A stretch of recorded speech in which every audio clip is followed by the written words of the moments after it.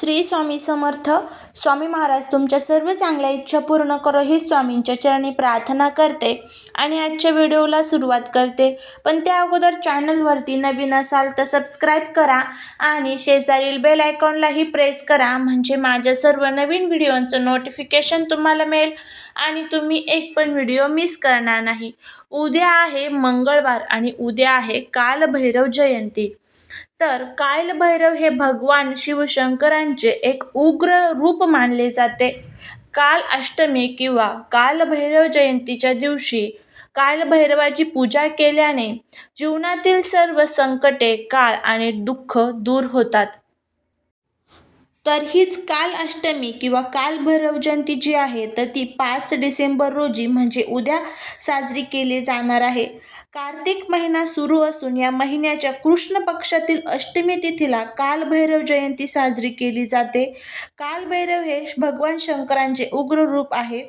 कालभैरव जयंतीच्या दिवशी सकाळी लवकर उठून स्नान करावी, स्वच्छ कपडे घालावे. या दिवशी तुम्ही काळ्या रंगाचे कपडे घालू शकता. आपल्या मनात कालभैरवाचे ध्यान करताना गंगाजलाने व्रत करण्याची प्रतिज्ञा घ्या. नंतर कालभैरवाच्या मूर्तीसमोर अगरबत्ती, दिवा लावावा. दही, बेलपत्र, पंचामृत, धतुरा, फुले इत्यादी अर्पण तुम्ही करू शकता. विधीनुसार पूजा करताना कालभैरवाच्या मंत्राचा जप करत राहावा. शेवटी आरती करून आशीर्वाद घ्यावा. संध्याकाळची पूजा आणि आरती केल्यानंतरच फळांचे सेवन करावे. दुसऱ्या दिवशी उपवास सोडून गरजूंना दक्षिणा द्यावी किंवा दक्षिणा दान करावी. जर तुम्ही उद्या उपवास करणार असाल तर अशा पद्धतीने तुम्ही उद्या पूजा करू शकता. जो कोणी कालभैरव जयंतीच्या दिवशी विधिवत पूजन करतो आणि त्याचे सर्व पापे, संकटे, दुःख, वेदना दूर होतात.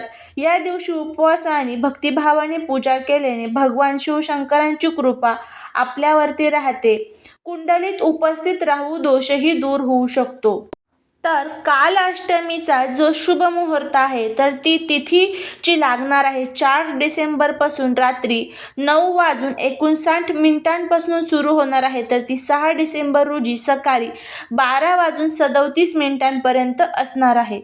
तर या दिवशी तुम्हाला कालभैरवाची जी काही पूजा आहे तर ती रात्रीची जर आपण केली तर आपल्या जीवनातील सर्व त्रास दूर होतात असतात आणि त्याचबरोबर आपल्या घरामध्ये एकदा तरी कालभैरवाष्टकमचं पठण करावं.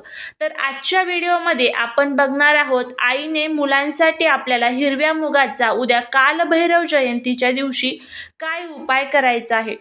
मुलांची अभ्यासात, नोकरीत प्रगती व्हावी, मुलांची व्यवसायात प्रगती व्हावी, मुलांच्या सर्व ज्या काही अडचणी आहेत तर त्या अडचणी दूर व्हाव्यात यासाठी आपल्याला हा अतिशय प्रभावी असा उपाय करायचा आहे. या उपायासाठी आपल्याला 51 हिरवे मूग घ्यायचे आहेत. हिरवे मूग हे डाळ अजिबात घ्यायची नाही, जे अखंड हिरवे मूग असतात तर तेच आपल्याला घ्यायचे आहे. 51 हिरवे मूग घेतल्यानंतर आपल्याला 51 बेलपत्र सुद्धा लागणार आहे.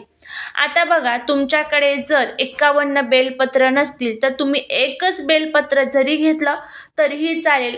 एक बेलपत्र आणि 51 हिरवे मूग तुम्ही घेऊ शकता. तुम्हाला हे सर्व घेऊन शिवमंदिरामध्ये जायचं आहे. तुमच्या आजूबाजूला जिथे कुठे शिवमंदिर असेल तर तिथे गेल्यानंतर तुम्हाला घरून जातानाच एक तांब्याभर पाणी घेऊन जायचं आहे. दूध असेल तर दूध घेऊन जाऊ शकता. पंचामृत तुमच्याकडे असेल तर पंचामृत सुद्धा घेऊन जाऊ शकता. प्रथम तिथे गेल्यानंतर पाण्याने अभिषेक करायचा. दूध नेलेले असेल तर दुधाने अभिषेक करायचा. पंचामृत असेल तर पंचामृतने अभिषेक करायचा. परत चांगल्या पाण्याने अभिषेक करायचा. तर अशा पद्धतीने भगवान शिवावरती आपल्याला अभिषेक करायचा आहे. त्यानंतर भगवान शिवाला आपल्याला चंदन, अष्टगंध जे काही तुमच्याकडे असेल, अबीर, गुलाल सर्व आपल्याला त्यांना अर्पण करायचं आहे. त्यानंतर आपल्याला ही जी 51 हिरवे मूग आपण घेतलेले आहेत तर ती 51 हिरवे मूग आपल्याला घ्यायचे आहे. त्यानंतर जी 51 बेलपत्र किंवा एक जे बेलपत्र आपण घेतलेलं आहे तर ते सुद्धा आपल्याला घ्यायचं आहे.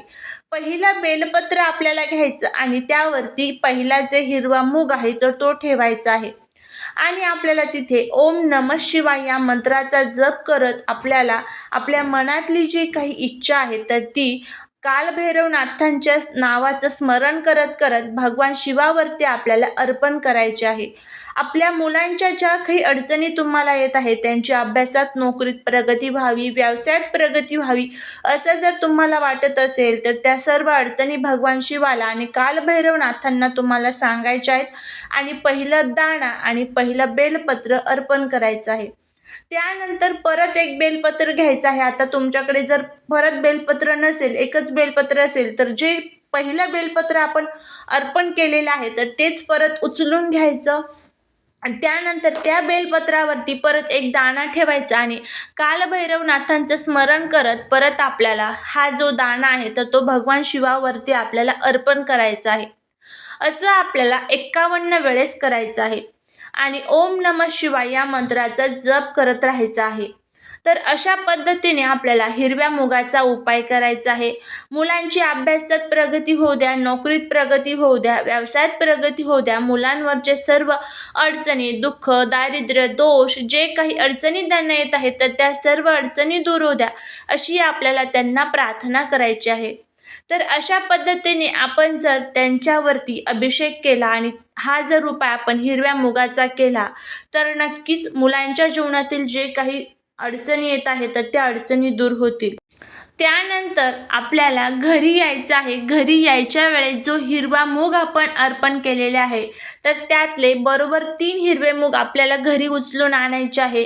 3 हिरवे मूग घरी उचलून आणल्यानंतर ते आपल्याला आपल्या भाजीमध्ये, जे आपण भाजी करतो बघा, तर त्या भाजीमध्ये आपल्याला ते हिरवे मूग टाकायचे आहे आणि प्रसाद स्वरूप आपल्याला सर्व घरामध्ये, सर्व घरातील व्यक्तींना ते खायला द्यायचे आहे. तर अशा पद्धतीने हिरव्या मुगाचा आपल्याला आपल्या मुलांसाठी उपाय करायचा आहे. तर नक्की करा, तुम्हाला नक्की या उपायाचा फायदा होईल. तर अशा पद्धतीने हा उपाय तुम्ही करू शकता. तर झालेली सेवा ही महाराजांच्या चरणी रुजू करते. व्हिडिओ जर आवडला तर लाईक, शेअर आणि सबस्क्राईब करा. श्री स्वामी समर्थ.